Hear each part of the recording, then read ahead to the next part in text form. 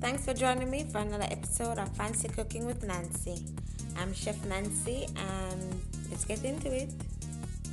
I'm so sorry about the delay in posting, but I have been researching a new topic that I want to share with you guys. I'm very excited. But I have a new baby, I'm not sure if you all know, and I'm a full-time mom, and I recently started my new business, and I also have to think about taking care of myself. It can be daunting, but I have an amazing support system in my fiance, and I love him so very, very much. So a huge thank you to everyone who's been supported so far. It's really appreciated. So without further ado, I will be announcing my new series, which I'll be doing on Pan-Asian cuisines.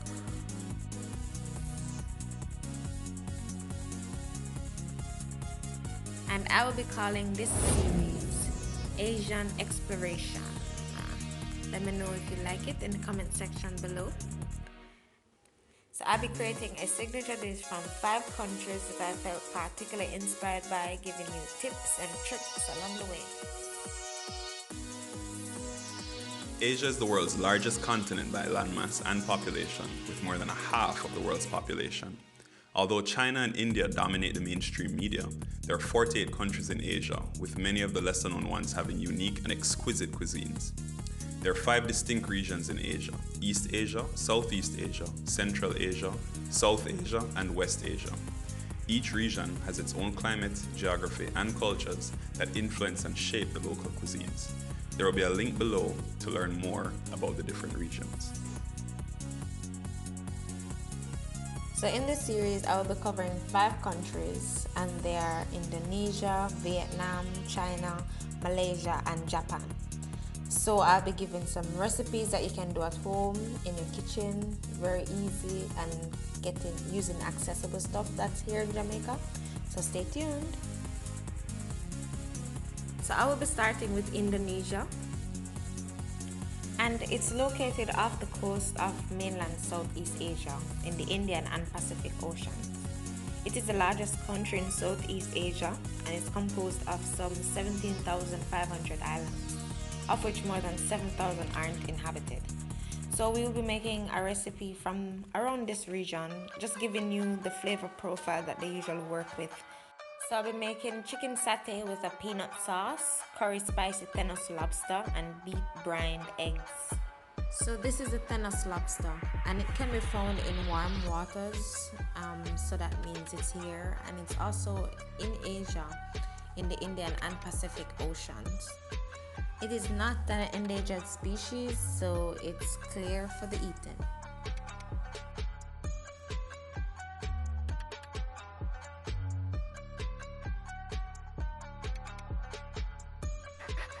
Try to be adventurous with food. It won't harm you. It will only enlighten you.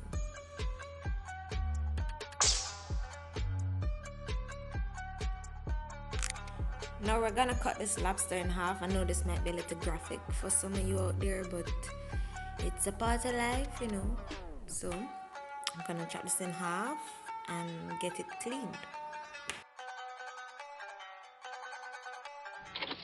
So once cleaned, as you can see, it's a rather meaty lobster.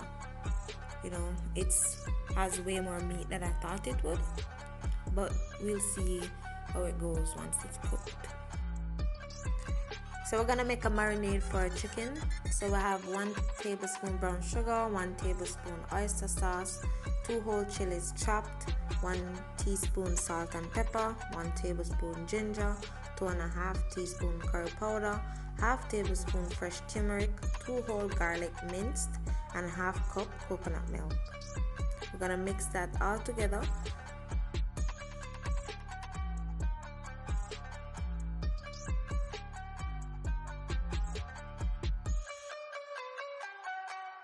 Then we're gonna add this to our chicken and leave in the fridge for about 2 hours so that it can soak up all that flavor. So this chicken, we just had some deboned chicken thighs and we cut them into some strips.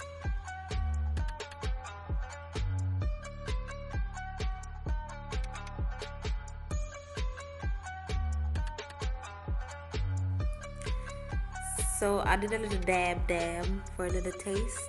So I'm adding some dark soy sauce, about a tablespoon to it as well, just to give it a little bit more salty and a little bit more depth in flavor. So then we're gonna cover it with plastic wrap and put it in the fridge for about 2 hours, and then we're gonna start getting this lobster together. So for the lobster curry, we're using 2 teaspoons cinnamon, 2 teaspoons onion powder, 1 tablespoon fresh turmeric, 1 tablespoon curry powder, 1 tablespoon fresh ginger, 3 whole garlic minced, 2 whole chilies chopped, half of an onion, 2 tablespoons fresh chives and cilantro, and 1 tablespoon fresh basil. In Indonesia, they usually use this little ingredient that I couldn't find here, and it's called lemongrass. They use it a lot in their dishes, but I couldn't find it.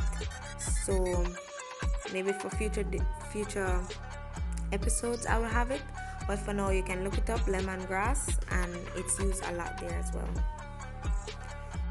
So just add the garlic, chili, and the onions along with the curry and the turmeric to my wok, and then I'm gonna add the lobsters.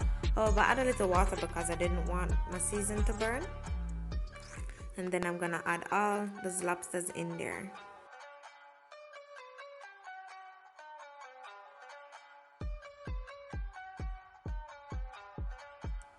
And be sure to turn the flame up as high as it can go, because the wok loves the fire.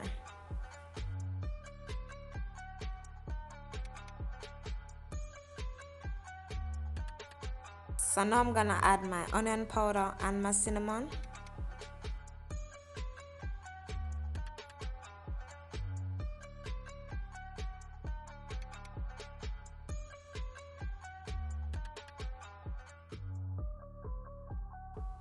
Then I'm gonna add basil and my cilantro. Then I'm gonna add about half cup of water to this and allow it to come to a boil.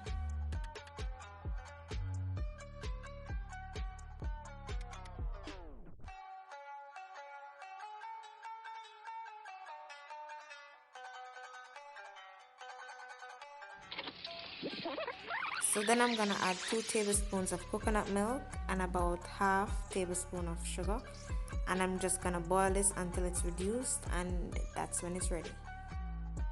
So now that the chicken is marinated, I'm gonna skewer these, and I'm not gonna fill it right to the top. I'm gonna leave some space up there and do this until all the pieces of chicken are finished.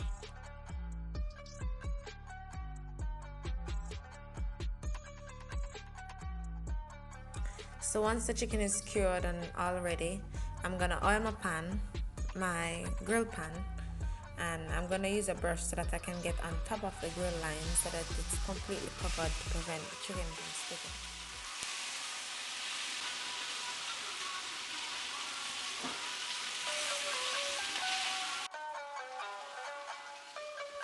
So I'm gonna use my spatula just to press those down, just so that the chicken goes in between the grooves, and just so that all my lines are there.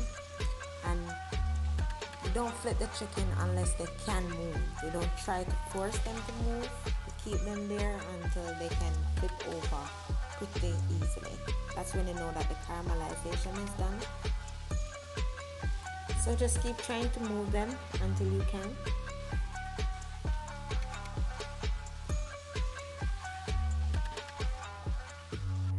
So I'm gonna brush this once it's flipped once, and then I'm gonna keep flipping these once the other side is caramelized as well until it's ready. So because it's chicken thigh, it is pretty forgiving, so you can take your time and flip it once the other side is caramelized and you have those nice grill lines on there, but you can just keep flipping it until it's ready. So here we have the finished product, and I'm just gonna now make the sauce. So for the sauce, we have a 1/4 cup peanut butter, 2 tablespoons brown sugar, 1 tablespoon cayenne pepper, 1 tablespoon oyster sauce, 1 whole garlic minced, quarter cup water, and quarter cup coconut milk.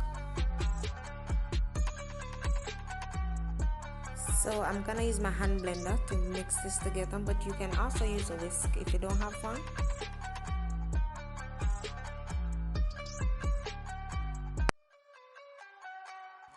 So here's the finished producto.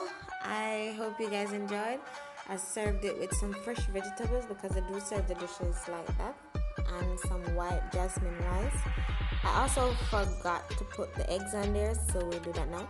So I burned this egg in some beet juice and soy sauce, along with vinegar and sugar and salt. I'll have the recipe on my website. Please check it out. Thank you so very much for watching, and I will be giving a little taste test as well.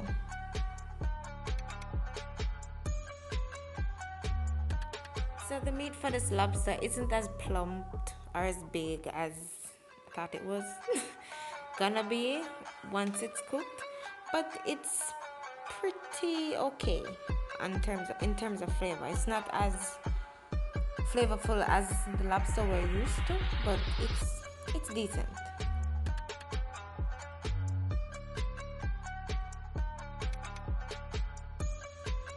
I would try cooking it another way another time though. But for the chicken, I did not expect to love peanut sauce as much as I do, and all I can say is try it. Thank you so much for watching.